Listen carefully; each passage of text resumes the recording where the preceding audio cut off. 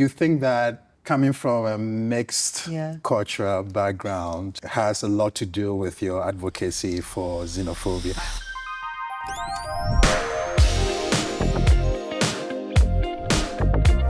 That's it. Beautiful. I like that. It's a bit too bright, but yeah, my thing changed. A few more here. There we go. There we go. Beautiful, beautiful.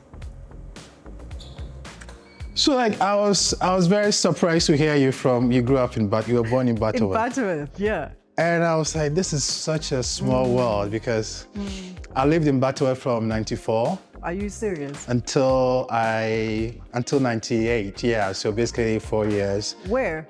So we lived in Robinson, just by, where the General Hospital is? Yes, but yeah. Yeah, just on top of the thing. Oh, you're in the burbs. You're in the good part of it. You're in the burbs, Yeah, I was there. When I first, but my dad had been in Butterworth many years prior. So I just came to South Africa after I finished my primary school. Keep that pose, that's lovely. Keep that, keep it. And then spread the legs a bit more, yeah. Just a bit more like that's that? It, okay, yeah. More. Okay. Yeah, and then, but on the other side. Yeah, that's it. Beautiful, here we go. Lovely, one more. Yep, awesome, one there. Yeah, so. Yeah. Yeah, and then I went to New Horizon. Oh my goodness. I did standard 7. What's the grade 9? With grade 9? Standard 7 is grade 9, yes. Grade 9, yeah. So, and then I started grade 10 from Butterworth High School till grade 12. This is insane. Yeah, so I graduated, I'm the class of 98. But the interesting thing in Butterworth is when I started in grade 10, in terms of the racial proportion, it was almost I would say 60% black, 40% white, Indian, colored. Yeah. By the time I reached matric, there was only one white guy in my class. It really did change, because I remember my father was an English teacher at Butterworth High School. So I told him the story, he laughed. He's like, what are the chances? Yeah. Okay, go ahead, talk, yeah. What are the chances? And by the time he got there were no white kids. It was just black, a little bit of colored. Yeah. And now it's 100% black. 100%. Students, yeah. Well, the school, but my parents they lived there until this year. Oh, wow. They moved back to Ghana. They've retired now. I was about to ask about your accent. To say, where are you from? I'm from Ghana. Originally from Ghana, right? Yeah. So, but and then I moved to North America. After varsity. So I went to UKZN. Yeah. And then after that, 2002, I moved to North America, lived there for 17 years, and I came back 2019. And now you're here? And now I'm here. Why South Africa? Why South Africa? Well, there's no place like Africa, and my parents were here. No, there isn't. And Africa, No, there isn't. Yeah, there isn't. Yeah. If you traveled, anybody who's traveled, you gotta come back home. In Africa in general, if you grew up in South Africa, the lifestyle, my kids are in North America. My kids are in Toronto with my ex-wife. Okay. I go visit them every couple of months, but it's been almost a year since I've been there now this year. They need to come home. But anytime I come back, it's home. Yeah. I don't think I could ever leave, actually. How about you? So how many siblings do you have? Oh my goodness, there's 5 of us. Yeah. I'm the middle child, so I've got an older sister. So you're the glue in the family. I'm the glue, the most dramatic one, the attention seeker, apparently. Yeah. They used to say I'm very spoiled.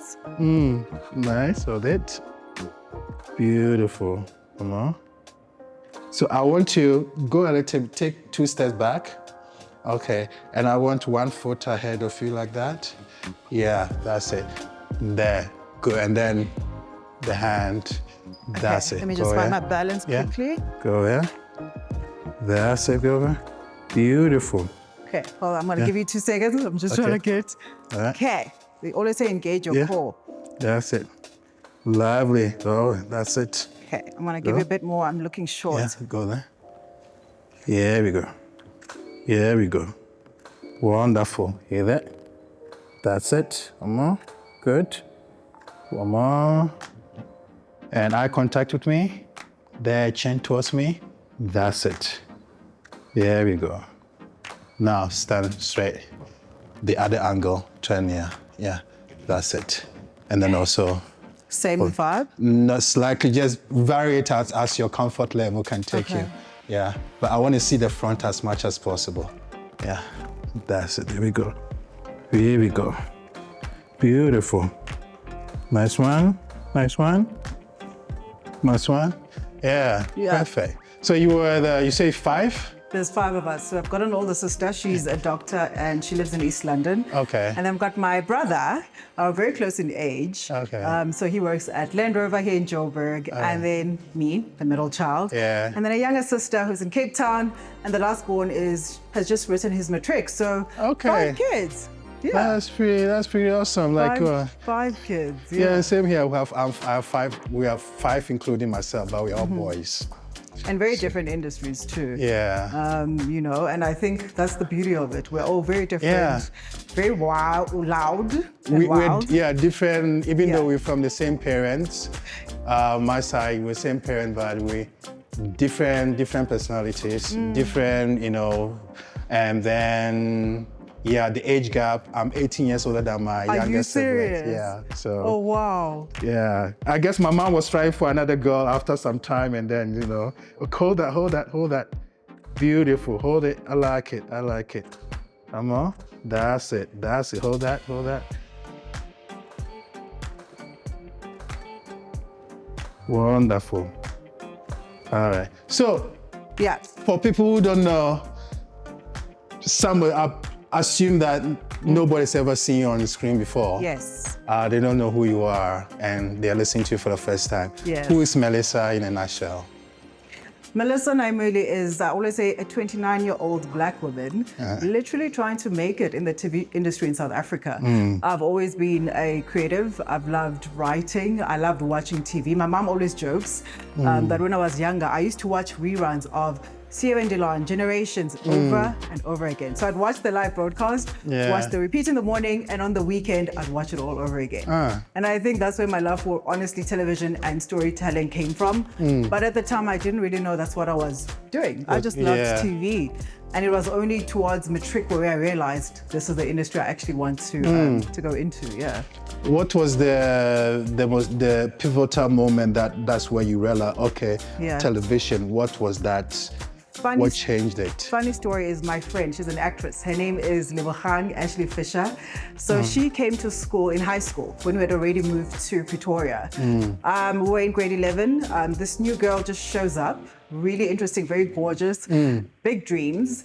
And she said, I'm an actress. And I thought, that's weird. I've never really heard of someone trying to pursue that career because, you know, when you grow up in an African household, it's always you're going to be a doctor, you're going to be a lawyer, you need to have something stable. And I grew up with that belief. That's literally what I wanted to do.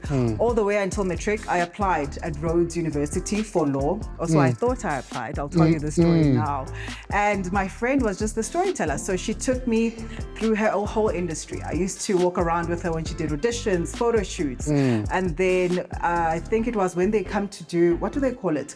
When the different varsities come to your high school, right? Yes, it's like an open... It's like an open day. Yeah, it's like an open day. Yeah, so they came to school and I saw AFTA. So they had a table for the creative arts and I thought, this is interesting. Okay. I went to the table, loved it, but thought nothing of it. I just thought, this is really cool, but it's not something I could pursue. And end of matric, I was applying at Rhodes University to study law, actually. My grades were good, I was so excited. And then come January, I don't get a response. And I'm thinking, okay, what happened here? So I'm panicking, emailing the university with my application, what's going on? Turns out my father forgot to mail it. Oh, yeah. So I found it in the car, what's it called? The cabby hole. And my application was there, folded, sealed, everything. So my father forgot to mail it. But that was a blessing in disguise because after that, no varsity would take me. It was January. And the last option I had, I remembered after the creative arts school. And I said, you know what? Let me try. And I did that. I got in. And the rest is history, really. See. Yeah. Yeah. And I was saying that to another guest the other day, that that's how the universe works. Literally, yeah. You know, it's it's a redirection. It is a redirection. So had you gone into roads, you probably have done something totally different. And hated it, to be quite and honest with probably, you. I would have hated it. That's an amazing so story. That's literally how it happened. But in terms of creativity, my father is a writer. He's been really fantastic. Was always fantastic. So I always had it in me. I'd write essays in school. I did Toastmasters, which was a public speaking competition. I did my first pageant or second pageant in high school. I won that. Oh, really? But it was, again, nothing really serious. I just thought, cool, we can do this. Let's try it out. Have you? But no plan really. Perfect. Thank you. Sit over. Okay. Wonderful. Wonderful. That's it. I was gonna say, that's it. The one arm. That's it. So, yes, beauty pageantry. Was it like, you said you entered when you were in high school? I was in high school. And then you won. I won. Was that also like an inkling that you got here and decided, okay, you can also do well in this? Yeah. The sector. It's a funny story. I've actually got a love-hate relationship with the word beauty pageantry. Yeah, that's right. And I'll explain why. Yeah. You know, growing up, your family always tell you if you're smaller, oh, you should do pageantry, right? But I did not grow up the most confident child. I think also colorism plays into it. My mother is Xhosa, she's light-skinned. My older sister is light-skinned. And then came me, and I'm dark-skinned. So I always had a very difficult time trying to see that as beautiful, because I always wanted to look like my mom or look like my sister. So confidence was not my strongest point at all, which is why it was not beauty pageantry. It was almost a thing to say, okay, where can I find a voice? Where can I speak? And that's what it was really about for me. In high school, I just thought, okay, cool, let me try this out. And I won $600. I remember it was 600 Rand. I bought my dad a belt and I went to get a drink with my friends, and that was it. That was it. But even there, South Africa keep was talking. Can sit maybe on we this. Can. Face that way. Slightly at an angle. Yeah, you will sit there. Let me see, where are you? Yeah, and then see if I can, maybe you can. Wish I could like. Yeah, that's it. Something like that. Yeah. Okay, hold that. Gotcha. Go, that's it. When you lift your chin up and almost like you look at. Yeah, over. That's it. Wonderful.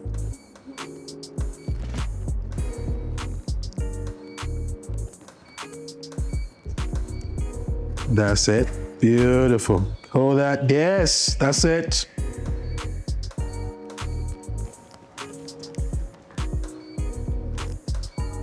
Yeah, like that.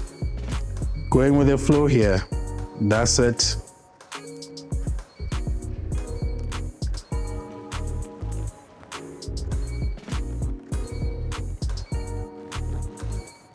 Yeah, hold it. That's it. You know, the fun you said thing about the colorism, you know, like, Xhosa people are mostly light-skinned, right? And growing up in East, especially in high school, you know, being a West African, being Ghanaian, I was the darkest in my school.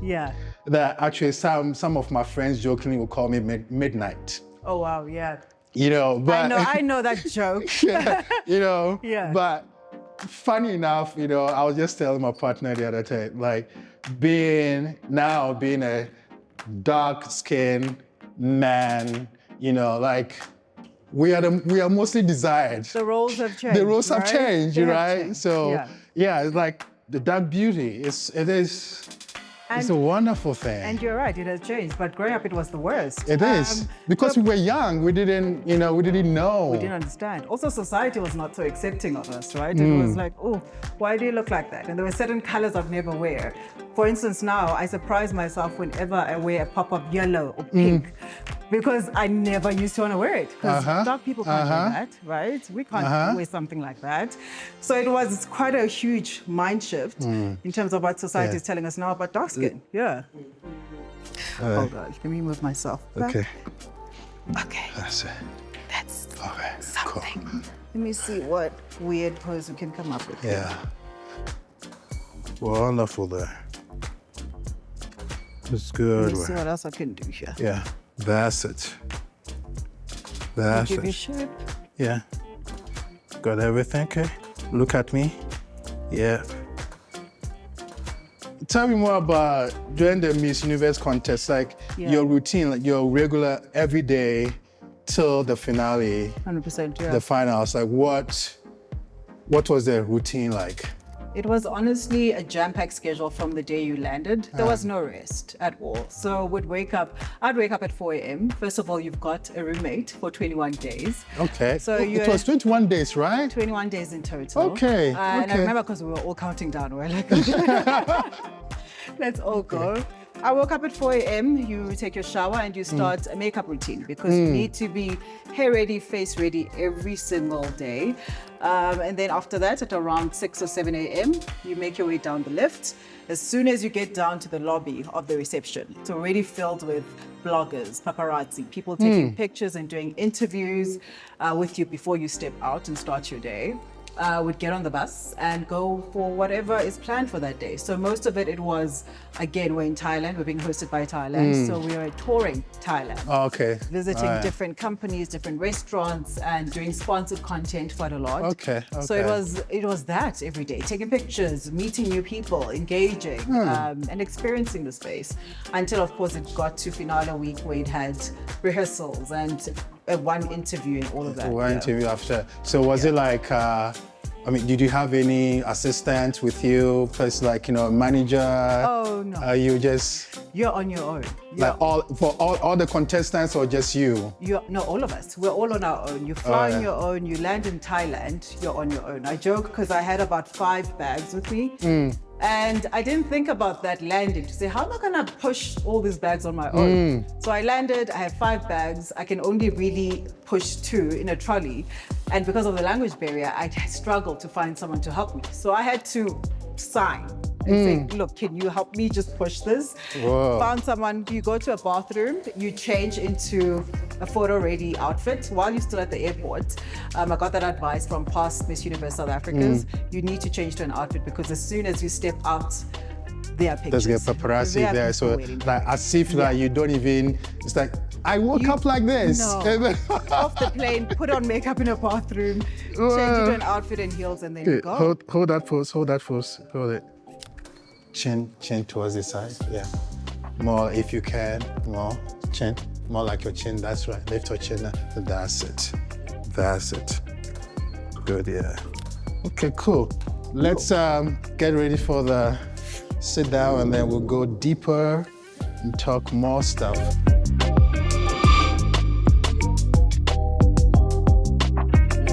Hello, Melissa. Hi, George. Lovely meeting you. Very nice to finally meet you. Yeah, it's the first time we're meeting and we did an amazing shoot. We did a shoot. I was surprised by how quickly everything moved, but how amazing the pictures look. Yeah. So, How was it though? How was the photo shoot? I felt very confident and comfortable, and I think I was surprised by that because usually I'm very much in my head. That's right. But I think your trick was talking through it. Yes. I think that interview during the shoot really helped me relax. Yeah.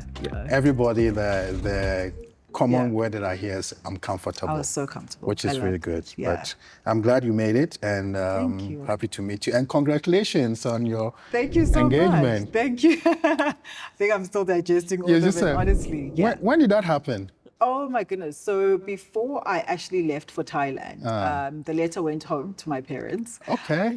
So the letter went home to my parents. They accepted. And then in Thailand is when he surprised me with the official engagement. So I did not expect it at all. Okay. I thought we were actually going to take care of things once we're back in South Africa. But it happened in Thailand. So still floating on cloud 9, really. That's a very smart guy. He's very smart. You know. Yeah. I tell him every day. I remind him. I'm like, good job. Yeah. Well, try to kill, whatever, get 2 birds with 1 stone, come to Thailand You know what I mean? with your Miss Universe And then event. just be done with it. Yeah. And talking about the Miss Universe event, what did it teach you about yourself that you didn't know? The journey in pageantry for me started 5 years ago. I did Miss South Africa in 2020, finished in the top 5. And I think that disappointment really hit me deep because there was a lot going on. when I said to you earlier that, pageantry is not just a beauty pageant, I've got a love-hate relationship. I truly did use the platform to speak up against xenophobia and to speak towards a united Africa. Yeah. So that rejection, being in top 5 felt like a rejection of, I took it as a rejection of my message and my advocacy. So I took it really hard. And I think also with social media being at play, getting negative comments and very toxic things, it really hit me deep. Yeah. So it did kill my confidence in 2020. And I took 2 years out of pageantry and I came back in 2023. Because at first it was a fight in 2020 against xenophobia. So I was very angry and very passionate to say, this is what I have to do. And then my journey in 2023 was more towards a united Africa, because we can fight against something for so long. That's right. But how do we then build unity towards it? And when I walked away from that stage, I made it to the top 5 again. So 5 is clearly my lucky number. But I had a different outlook. Instead of feeling down and out about it and feeling disappointed, I found strength in it. I found more confidence in who I am, in my messaging, and that propelled me to just keep on speaking on it and keep on working towards my advocacy. So going into Miss Universe, I went in more confident and calm and comfortable in my own skin. So when I did not progress, it honestly did not feel as terrible as it did before. Yeah. If anything, I felt very proud to be able to represent South Africa on such a global stage. And you've matured too. I've matured, but also carry the same message, because I think what people find is in pageantry, you want to change strategy because you think that will make you win. And people did advise that, to say, if you change your advocacy to something else, maybe it will land better. And I said, there's no way, that will never happen. You had to be authentic to yourself. I had to be authentic, and I had to speak up about, United Africa. I don't think it's something that's spoken up about enough. I know. Xenophobia is definitely a very scary word for people, so I had to make sure I remain true to myself. And do you think that coming from a mixed cultural background has a lot to do with your advocacy for xenophobia? Because I know, like being, I'm a naturalized South African. I've been a South African for 30 years now. I naturalized 30 years ago. But as we were talking before, I still have my Ghanaian accent. Of course, even though I've lived in other continents, I still remain true to myself. But people will see me here and they know, okay, you are a foreigner. You don't belong here. You don't belong and here. I've actually lost some gigs because I'm not an indigent South African. So what do you, how is that influencing you on that? Oh, it 100% influenced me. Growing up in a multicultural home. My mother is Xhosa through and through. I was born in the Eastern Cape in Butterworth. I know we share that. And my dad is a Ugandan man. He left Uganda, he came here to work. He was an English teacher. Growing up, I grew up with an English teacher at home. That's right. And I always joke to say that, when I spoke to my mother, it was full on Xhosa. I'd become a Xhosa woman, but with my dad, it was English. And that was just my world, within the 4 corners of my home. That's all I understood. And it was happy. I was happy at home. And, moving from the Eastern Cape to Johannesburg is when reality really struck that, there's something different about you and your family. And not even just different, it's something that's not really accepted. So I started to assume a different identity. I faced a lot of bullying at school because they'd hear my name and say, Melissa Nayimuli, where do you come from? So I'd start switching almost. I'd do a code switch into a Xhosa woman, where I'd speak as Xhosa like crazy to try and assume that identity, so that you don't ask about the foreign wrong side of me. So I'd do that quite a lot. And I did it throughout my teenage years, which is something I think I was ashamed of going into Miss South Africa, because I thought I was almost shunning my father and that part of my heritage, and it's something I needed to work through and heal from.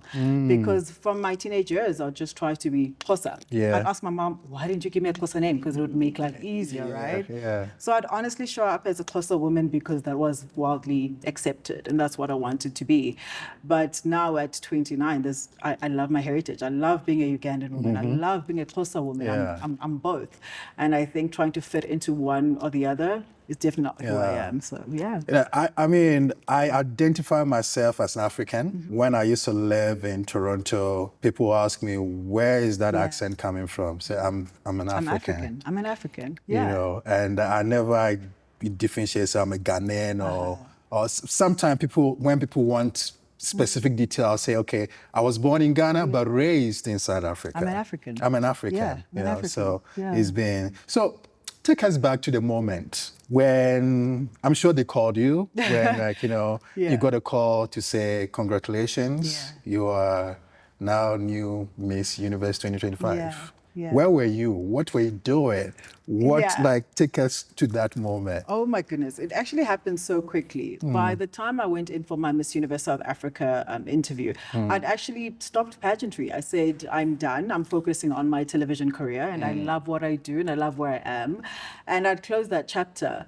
But Friday, I get a phone call. I'm on my way from work, and they're like, are we speaking to Melissa? I say, yes. What's going on? I'm ready to drop the phone. But then they tell me that, look, would like you to come in for an interview for Miss Universe. Should you make it through, everything is going to happen almost very quickly. Wow. And then when I found out who the new director is, Bokangunjani, I felt very excited, because that was a former Miss South Africa I admired for so many years. And knowing that now she's at the helm of Miss Universe South Africa, I thought this is worth giving a shot, because I understand what she wants to do with the platform. So I went in on a Monday, did my interview. At around 6 p.m., I got the phone call. I was at home watching TV, and they said, hey, so you're the new Miss Universe South Africa. And I don't know, it did not sink in that night, actually. So you went for the interview on a Monday. On a Monday, and I find out on the Monday, later that evening. That same day? That same day. So when you went for the interview, did you have to do what the usual contestants you do, or is just like a verbal interview? Oh, no, we did. So we had a sit-down interview, just like this, with a panel of judges. After that, we had to do like a swimsuit walk situation. And it was a whole pageant interview. Talk about speed. It's like your speed thing. Like, let's go. Because we had about 12 days to get me to Thailand. So everything literally just had to happen really quickly. The next day, I was doing my official photo shoot, announcement video, press releases are going out, and it just spiraled from there. Oh, good. And congratulations, you know, they made the right choice. I'm sure all the other people were also capable. But since you got the crown, thank you so much. Congratulations to that. And I'm happy to be now associated with you. Of course, forever. I'm not letting you go now. So, like, you know, everyone that enters Miss Universe, you know, has their own mission, their own story. And we talk about your advocacy for, you know, xenophobia. What do you wish people will look back at your reign and remember you for? I think the biggest thing with speaking up, about anything, it's very difficult, because people, you know, they see you on stage, you're saying this big statement, but it does not end there. There's so much that happens behind the scenes. And I always applaud the women who take these stages, because there's a lot of social media backlash we get. There's a lot of bullying and abuse we get from a social media point of view. Not everybody always agrees with your viewpoint. And to be able to keep on coming back every day, stay strong and advocate for the same thing is very, very difficult.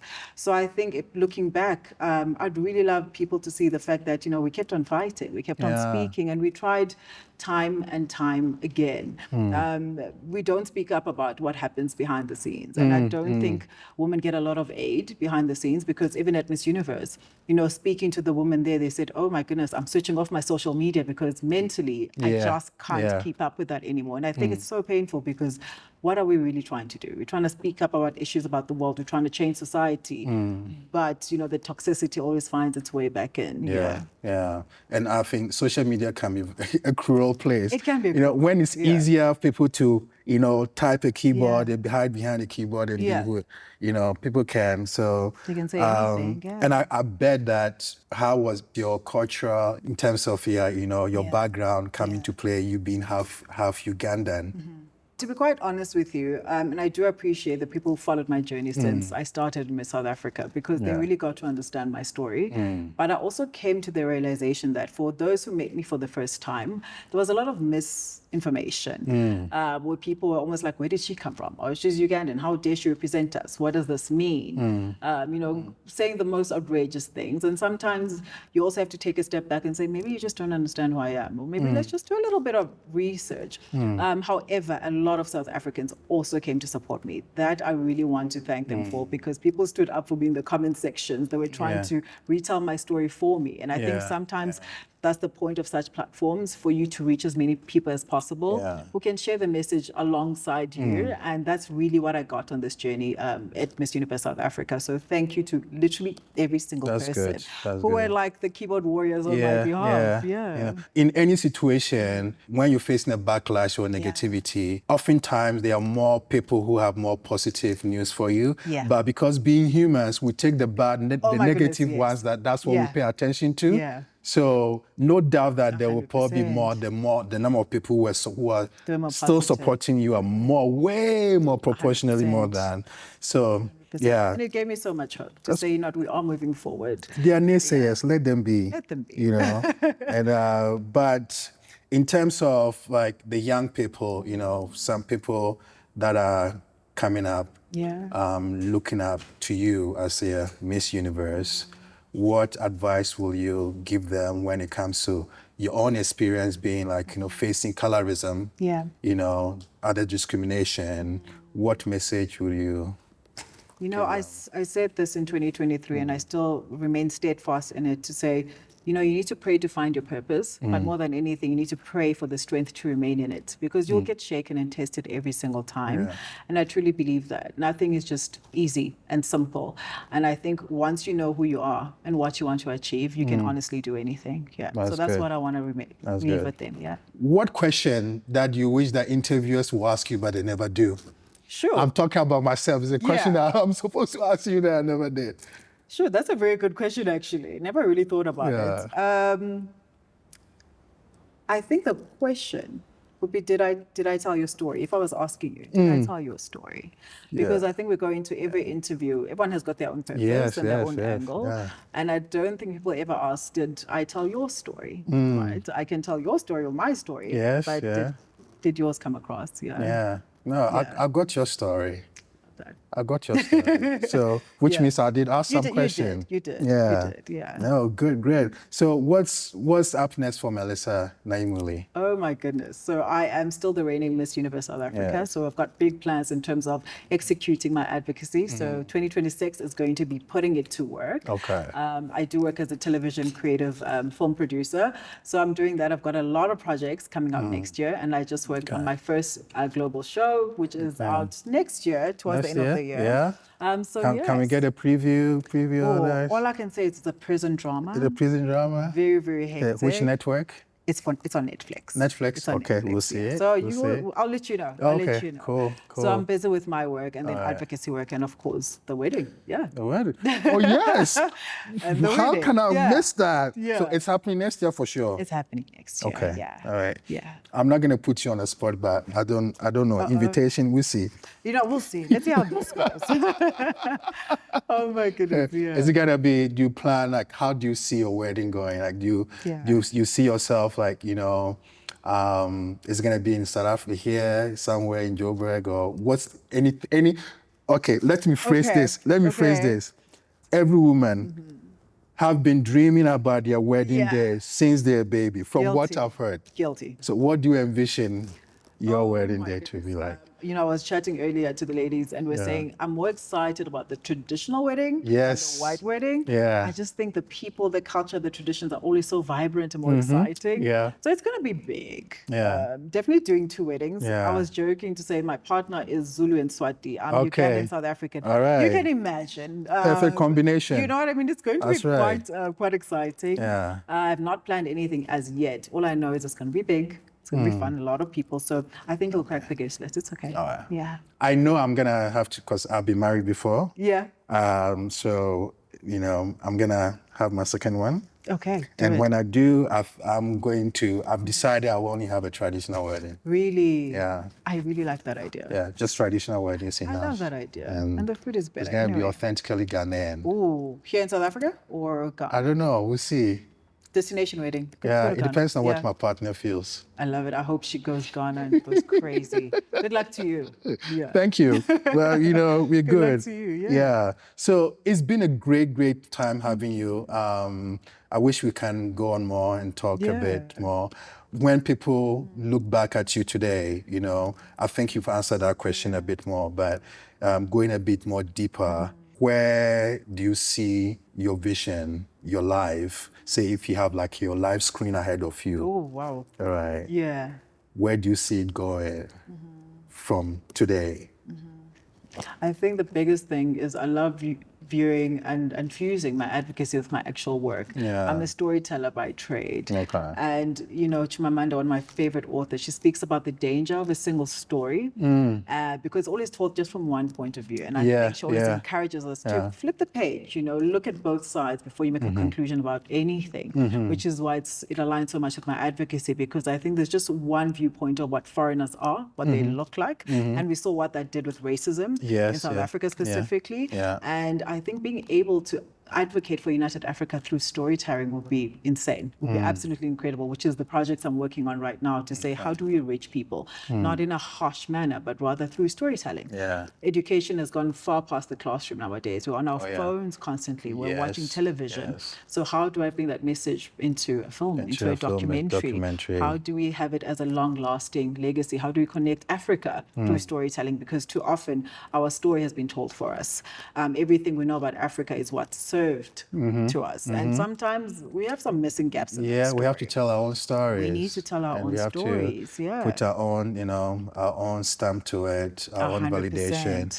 Oftentimes, it's sad, and it still happens that when an African develops something in Africa, whether be it a story like, you know, a book, or being a movie, or being in music, we do appreciate them, but we don't put them on that pedestal that we do on the foreign. 100%. You know, sometimes they have to go to a foreign land to make it big for us to accept them, you know, rather than us, you know, embracing them and supporting them, the grassroots, and you know, and it is what it is. But I think it's reshaping how we see ourselves as well. You know, we talk about the minerals in Africa and what we really have, but we don't really have access to them. But also the people, we're incredible. We're an incredible people. But sometimes if you reshape how we see ourselves, you'll never realize the potential we have. So I think being able to build a united Africa through storytelling, through reshaping how we see each other. So the Black woman, a Black child growing up today does not feel like they're just a victim, but rather they're the queens, they're the kings. You know, once you grow up with that mentality, can you just imagine how you present yourself to the world? That's right. That's right. Wow, that's a wonderful conversation. Thank you. I wish we had more time. Me too. So thank you for making it here. It's been wonderful getting to know you and photographing you. And just like I tell all my guests, it's not going to be the last time. It'll not be. So we'll be in touch, and we'll have more projects in the works, and hopefully we can collaboratively in the workspace and also personally, you know, we can do something together. Thank you so much, George. I loved it. Thank you. Thank you. Ladies and gentlemen, Melissa Nayimuli.